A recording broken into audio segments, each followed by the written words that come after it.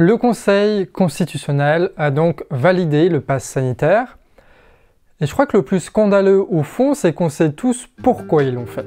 On sait qu'au-delà de la crise sanitaire, on est surtout en train de vivre un racket organisé par Big Pharma et consenti par notre pouvoir.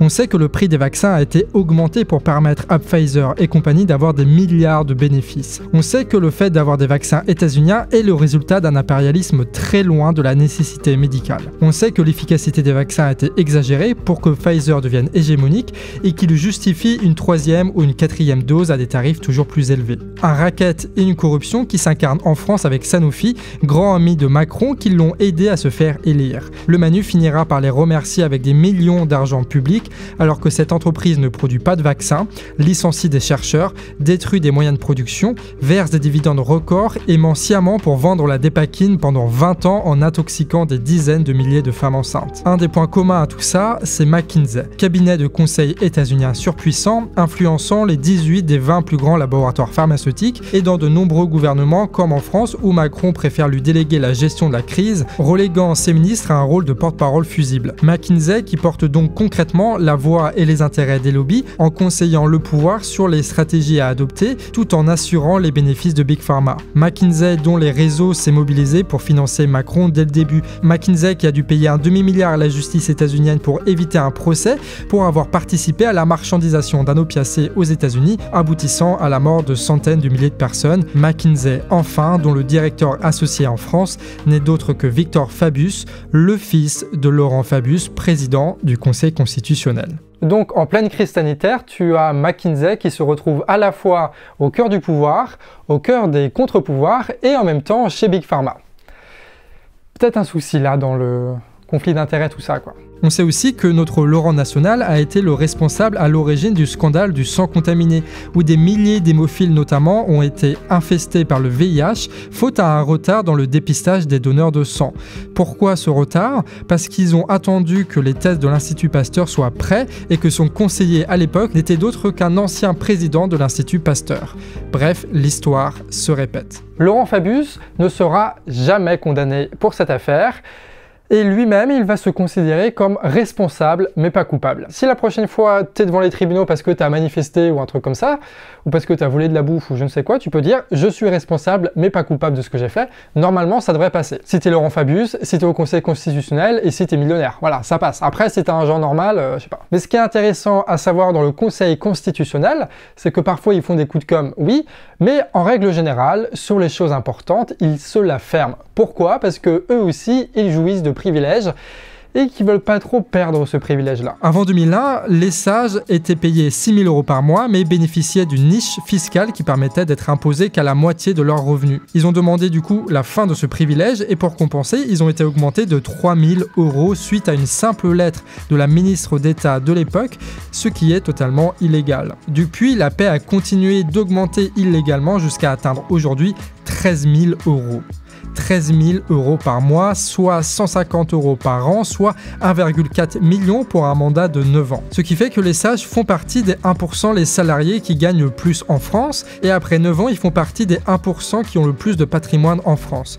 Des gens qui sont à la base, soit des anciens présidents, soit des gens directement nommés par le président, mais aussi par le président du Sénat, le président de l'Assemblée. Ce qui fait que, en vrai, ce sont des politiques qui ont déjà largement profité des indemnités toute leur vie et qui cumulent en plus de leur salaire indécent des retraites de députés ou de ministres. La grande question qui se pose, c'est est-ce que, oui ou non, un conseil constitutionnel noyé de millions de manière illégale va réellement s'opposer au gouvernement, même si ce gouvernement fait de la merde? Est-ce que le conseil constitutionnel va vraiment s'opposer au gouvernement alors qu'il est issu du même petit Paris bourgeois? Alors qu'ils fricotent tous ensemble dans les mêmes quartiers, dans les mêmes restos, dans les mêmes plateaux télé, alors que leurs gosses vont dans les mêmes écoles? Et comment ça se fait, bon Dieu de bonsoir, que le contre-pouvoir est nommé par le pouvoir? Enfin, ça n'a aucun sens de faire ça. C'est vraiment stupide de faire ça.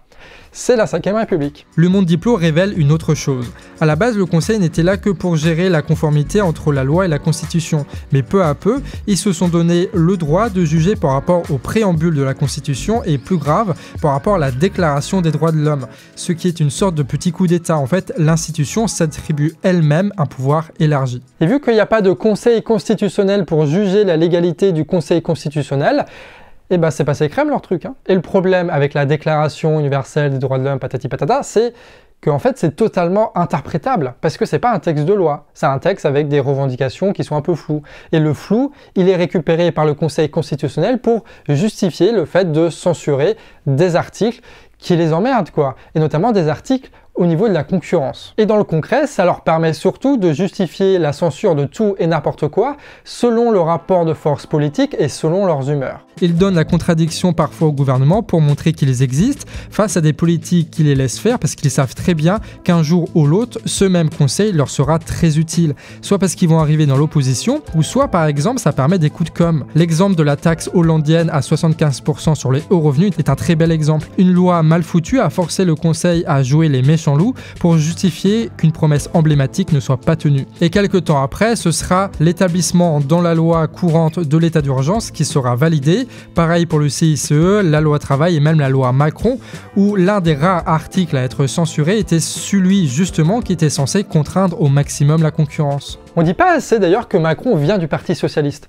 Je pense qu'on devrait répéter plus souvent le fait que Macron est né du PS. Et surtout le fait aussi qu'il est né d'un gouvernement Hollande où il y avait Valls, où il y avait Taubira, où il y avait tous ces trucs-là, quoi. Tu le savais, toi, que Macron venait du PS ? Eh ben, je crois qu'il faut répéter le fait que Macron vient du Parti Socialiste et que c'est ce parti-là qui lui a donné une légitimité politique et qui lui a donné naissance politiquement. Notre conseil est donc lié à un manipulateur qui a mis en danger des milliers de personnes et dont le fils bosse pour McKinsey. Les sages sont nommés directement par le pouvoir, ils sont payés illégalement 13 000 € par mois, ils se donnent du pouvoir illégitime et ne font que se faire voir dans des rapports de force politiques à la con plutôt que protéger la Constitution des abus du pouvoir. Un conseil constitutionnel qui n'a comme rôle que de censurer la loi quand c'est un torchon inapplicable comme la loi Avia, ou nous faire croire à des victoires quand un seul article d'une loi autoritaire est censuré. Bref, le conseil constitutionnel est à l'image de la 5ème République, un spectacle de bourgeois pétés de thunes et corrompus à Paris pour nous faire croire qu'on vit en démocratie. Et pour moi, la rupture, elle est là.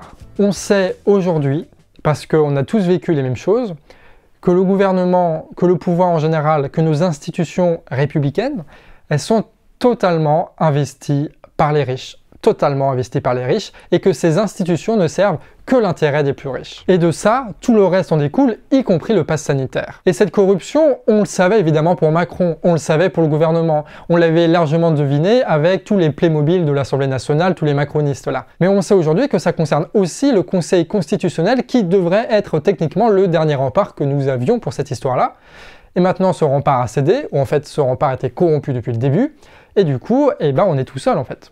On est seul. On est seul face aux réalités et du coup on est seul face à notre responsabilité aussi et c'est pour ça que l'action en découle naturellement. S'il y a des manifestations, c'est parce qu'on comprend que notre avenir ne sera pas heureux si on ne se réapproprie pas la réalité et l'histoire. Et pour moi, encore une fois, je vais faire les optimistes, mais c'est un peu le principe de la chaîne, mais en même temps, je pense pas avoir trop tort là-dessus, je crois que c'est une bonne nouvelle.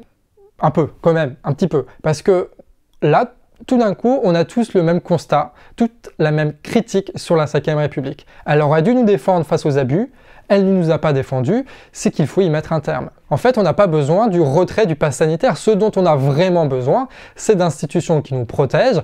On a besoin d'une nouvelle assemblée constituante. Pour une nouvelle République, ou pas, enfin, on s'en fout du terme République, ce qui est important, c'est la première démocratie. Et en disant ça, je fantasme pas, hein. Les Gilets jaunes ont fait ce virement en quelques semaines, passant de la lutte contre une taxe à la revendication unique du référendum d'initiative citoyenne. Et c'est ça qui est enthousiasmant dans la lutte aujourd'hui, c'est qu'elle va bientôt dévier pour véritablement inquiéter le gouvernement. Et ça va nous éviter ce qui est pour moi l'un des pires scénarios, celui où on arrive à se mobiliser tellement contre le pass sanitaire que le gouvernement fait semblant de céder pour arrêter les manifs, et du coup, on va tous rentrer chez nous avec une maigre victoire que le système va s'empresser de compenser avec d'autres conneries. Non, si on est dans la rue, c'est pas pour faire semblant, c'est pour aller au bout. Et le bout, c'est pas le retrait du pass sanitaire, c'est le changement de constitution pour qu'on puisse réellement avoir des contre-pouvoirs qui empêchent qu'un banquier sous coke devienne président grâce à quelques potes milliardaires et qu'il nous détruise notre société pour servir les intérêts de ces mêmes milliardaires. Et McKinsey, Sanofi et toutes ces ordures ne sont forts que parce que nous, on se garde impuissants. Et le jour où on va récupérer notre souveraineté par la démocratie, à partir de ce moment-là, on va régler les problèmes des labos pharmaceutiques, on va régler les problèmes de ces cabinets états-uniens qui font de la corruption, mais on va aussi régler tous les problèmes sociaux. on va régler les problèmes écologiques, on va régler les problèmes liés à la production, on va régler les problèmes liés à la fiscalité, on va régler tous ces problèmes-là. Ou en tout cas, on sera dans une position où on va pouvoir réellement régler ces problèmes. Et s'il est important de se mobiliser contre le pass sanitaire parce que la force est là aujourd'hui, gardons en tête qu'à moyen terme, la solution pour refaire le pays, c'est la constituante. Ça, c'est une sortie vers le haut, ça, c'est une sortie stylée, ça, c'est refaire dans l'intelligence, et ça, c'est préparer l'avenir. On va passer d'une revendication où on se soumet au bon vouloir du pire d'entre nous à un véritable truc véritablement et sainement révolutionnaire. En quelque sorte, la constituante, c'est le vaccin contre la corruption. Après, il y a une grande question auquel je ne réponds pas volontairement ici, c'est que c'est bien beau d'avoir des revendications, que ce soit le RIC ou l'Assemblée constituante, le tirage au sort, tout ça. C'est bien d'avoir des trucs comme ça, mais ça ne va pas régler nos affaires d'avoir cette revendication-là si, au bout du compte, on n'arrive pas à l'appliquer, ce truc-là. La question de la stratégie révolutionnaire est une question un peu différente de la revendication révolutionnaire. Comment est-ce qu'on fait concrètement pour imposer nos revendications? Et là, j'avoue, j'ai pas la réponse, et je pense que toi non plus, tu n'as pas la réponse. C'est très facile de prendre position là-dessus, mais dans la réalité, c'est que on ne connaîtra pas la réponse de ce truc-là sans véritablement être dans le mouvement social, sans véritablement voir l'union de tout un peuple pour justement essayer de se sortir de ce merdier-là.